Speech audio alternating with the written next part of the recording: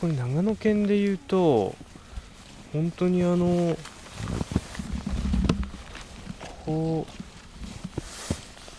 う今こう撮影しながら見てわかると思うんですけど、はい。畑で育つ木と違うのはこうやって雪がちょうど今あるんですけど、こうやって下から芽が出て大きくなるまでにこの山の中で長野県の木は雪の重みに耐えたり、一回こう雪の重みでこうくじけそうになったけどまた伸びていく、日を求めて伸びていくっていう、なんかこうエネルギーというかがすごくあって、そういう木っていうのはもう畑で生産したものでは出せないので、そういうエネルギーが感じられるものを庭に植えてあげたいなっていう、なるほど。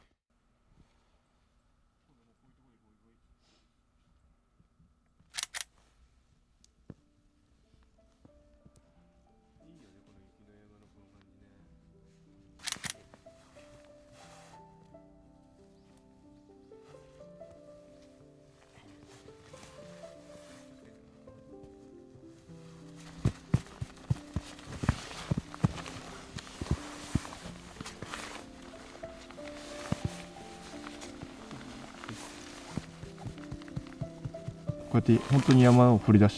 木を掘り出してっていうのはずっとやってた。ずっと言ってましたよ。でも本当失敗しましたけどね、何回も枯らしちゃったりとか、はい、だからそのたんびやっぱりこうただただ欲というか、ただただなんかこう受験が綺麗だからとかっていうことで、お客さんのところに持っていけば喜んでもらえるんじゃないかっていうことで無理やりやってたっていう時期がやっぱり結構長かったわけじゃないけど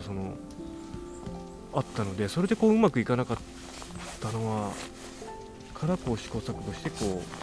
ううまくなってったっていう感じですかね。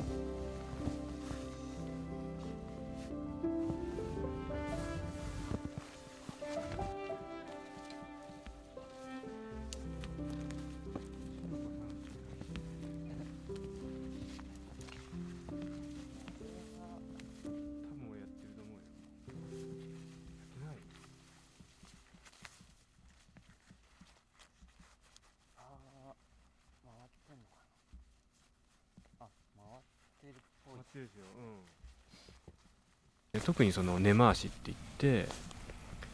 その掘り上げる1年前2年前ぐらいに周りの根っこを切っておいてあげて、その細かい根を出して移動しやすいようにするっていう、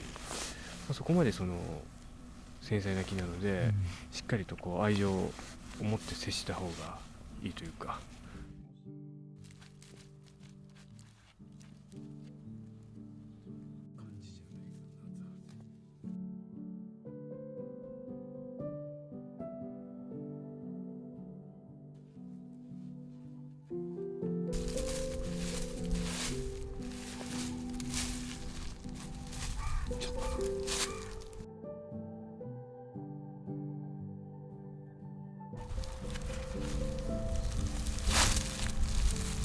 しっかり出てますね。そうですね。一応崩れないし。根回しは、ちなみにいつぐらいにやられたってなんですか？根回しも芽が出る前ですね。なのでこの時期、この時期が一番いいです。はい。なるほどなるほど、じゃあその時期に回しといて、はい、またまた休眠次の年そうですそうです。だからその植物っていうのは休眠期に全部やってあげることで本当にストレス感じないんですよ。葉っぱ出てる時に切られるのって本当に呼吸してたのに呼吸がしづらくなるみたいなのっていうイメージになっちゃうんで、もう全部落葉樹は極力休眠期にやる。はい、はい、じゃあやっぱその使うまでにも時間かかるってことですね、そうですね。それぐらい丁寧にやってあげた方がいいですね。そうですね、はい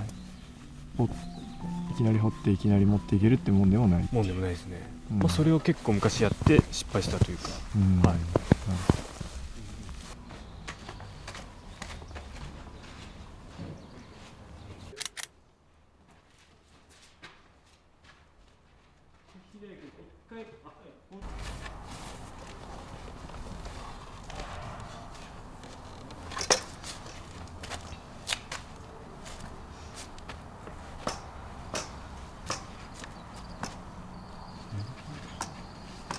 本当にこうある種山の中で生えてる木っていうのは大きい木に守られたり、大きい木にこう強い日から守ってもらったり、あと風とかから守ってもらって生きてるので、その分こう里に下ろすには、まあ、その同じような条件にしてあげるっていうことがすごく大事ですね。うんそれは庭の中でっていうことそうですね。庭の中でもやっぱり強い日差しが当たらないとか、すごい乾燥する風が入んないとか、そうですね、それが大事ですね。だからここで見ると、まあ、人間の目線で見るとこの樹形が綺麗っていう、だからこう庭に持ってってあげたいなっていうふうに思うんですけど、じゃあこの木の周りにはこの木を守るために大きい木があったり、っていうのがあるので、なるべくその同じような環境を作ってあげるっていうのが大事ですね。